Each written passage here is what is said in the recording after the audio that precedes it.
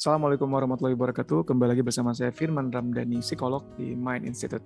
Dan pada video kali ini saya akan membahas mengenai gangguan kepribadian.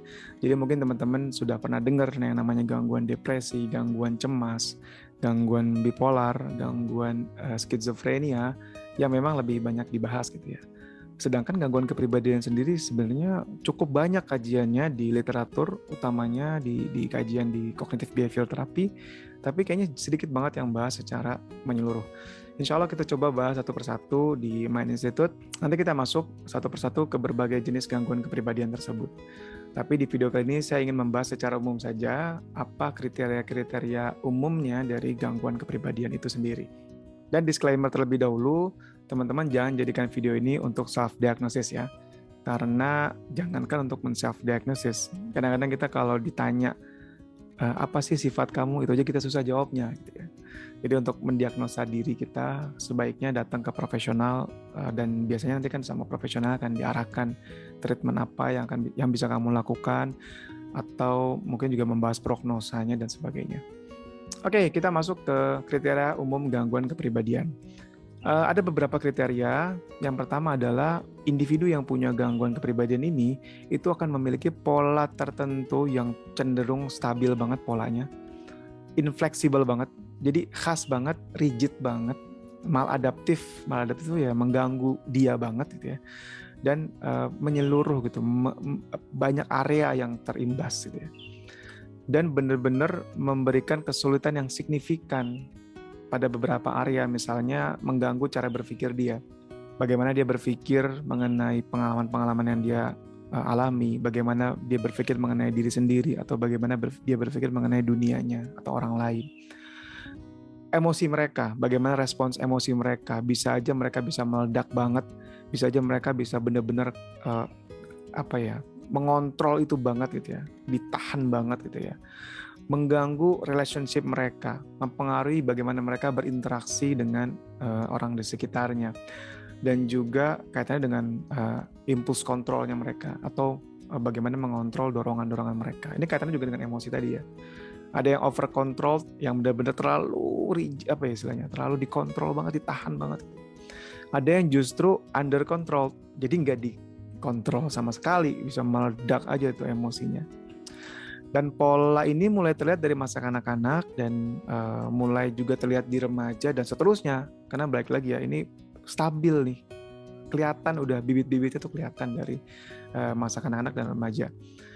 Lalu pola ini bertahan dari waktu ke waktu, jadi bukan cuma episode saja, dan di berbagai situasi dan juga di berbagai konteks.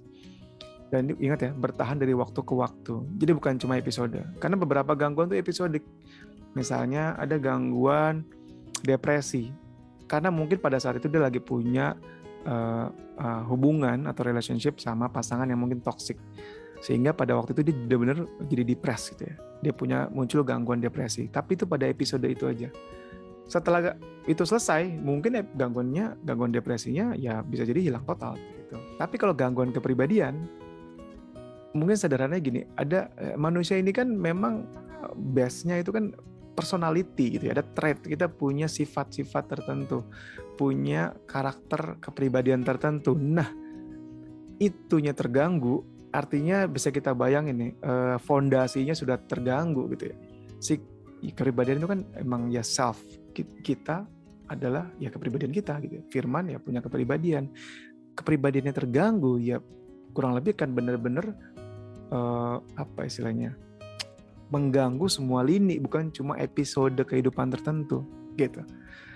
Intinya sederhananya gangguan ini benar-benar menyeluruh lah, gampangnya gitu ya. Lalu pola ini dikaitkan dengan besar tekanan emosional dan kesulitan berfungsi di berbagai area tadi ya. Kesulitan ini menyeluruh, jadi kalau dia sebagai pelajar artinya akan mengganggu bagaimana dia belajar, atau kita sebut namanya occupational ya, belajar atau bekerja. Kalau dia bekerja artinya akan mengganggu area pekerjaan mereka dan interaksi mereka dengan family mereka, keluarga mereka, dan lingkungan sosial mereka itu akan benar-benar terganggu gitu. Jadi cukup kebayang ya gimana mengakarnya, gimana menyeluruhnya gangguan kepribadian ini. Dan gangguan kepribadian ini itu ada 3 klaster. Ada klaster A, klaster B, dan klaster C. Yang pertama adalah klaster A. Klaster A ini disebut juga klaster yang odd and eccentric. Jadi kurang lebih gambarannya klaster ini orang-orangnya itu aneh. Odd itu kan aneh ya. Dan juga nyentrik. Nanti kita bahas detail satu-satu ya. Dan ada 3 gangguan kepribadian di dalamnya. Yang pertama adalah gangguan kepribadian paranoid, gangguan kepribadian skizoid, dan gangguan kepribadian skizotypal. Lalu yang kedua adalah klaster B. Klaster B ini disebut klaster yang dramatik, emosional, dan erratik. Jadi kalau kita bayangin dramatis itu ya drama queen gitu. Kalau laki-laki drama king gitu. Mungkin lebay gitu kali ya. Emosional yang bisa meledak-meledak emosinya, dan juga erratik. Ya erratik tadi meletup gitu ya. Meledak juga sih ya. Nah, kurang lebih gambarannya seperti itu. Dan ada 4 gangguan kepribadian di dalamnya. Ada gangguan kepribadian borderline, gangguan kepribadian narsisistik, gangguan kepribadian histrionik, dan yang terakhir adalah gangguan kepribadian antisosial. Yang terakhir adalah klaster C. Ini gangguan kepribadian ini punya ciri khas yang anxious dan fearful. Jadi klaster ini anxious dan fearful. Cemas banget, banyak khawatirnya, dan fearful, banyak ketakutannya. Ada 3 gangguan kepribadian di dalamnya. Yang pertama adalah gangguan kepribadian avoidant, yang kedua gangguan kepribadian dependent, yang ketiga adalah gangguan kepribadian obsesif kompulsif. Nah, nanti kita bahas satu persatu dari masing-masing klaster tersebut. Jadi nanti juga kita bahas mungkin ya setiap gangguan kepribadian bahwa ada juga yang sifatnya cuma sekedar style.